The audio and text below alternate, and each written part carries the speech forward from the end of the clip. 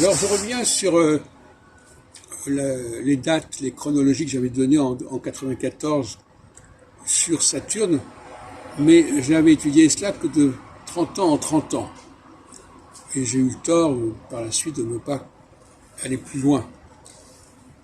Alors on va prendre quelques exemples qui sont liés à la phase, à la remise en question de la verticalité, comme en 95. Alors 95 plus 15, ça donne 2000.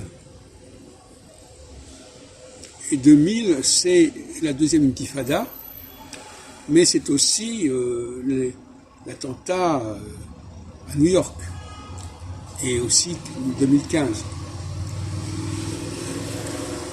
Donc, qu'est-ce que ça signifie? Ça signifie que cette intifada de 2000 est une intifada qui remet en question les rapports israélo-palestiniens. Ce n'était pas simplement une intifada de remise en question de l'organisation de la société israélienne, ça va beaucoup plus loin. C'est une volonté de séparation carrément. Et parce que la remise en question interne, c'est la verticalité. La remise en question externe, c'est quand on veut se séparer, quand on veut que l'occupant s'en aille, par exemple.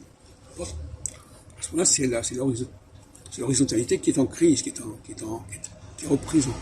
On n'accepte plus l'horizontalité ancienne, on veut une horizontalité nouvelle. Alors, un autre exemple intéressant, c'est celui de 88, la première intifada, qui est 7 ans avant 95, et qui pose le même problème qu'en 2000, c'est-à-dire ce sont les intifadas qui posent la question de l'horizontalité et pas seulement de la verticalité.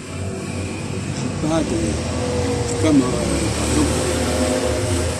la résistance en France pendant l'occupation, c'était pas seulement une résistance par rapport au pouvoir qui régnait.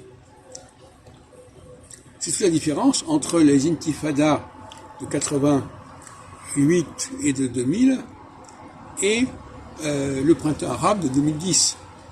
Parce que le printemps arabe de 2011, lui, il ne remettait pas il n'était pas question de se séparer, il n'était pas question d'évacuer un étranger. Il s'agissait d'évacuer la verticalité, c'est-à-dire d'évacuer ce qui était en haut, l'élite. C'est toute la différence.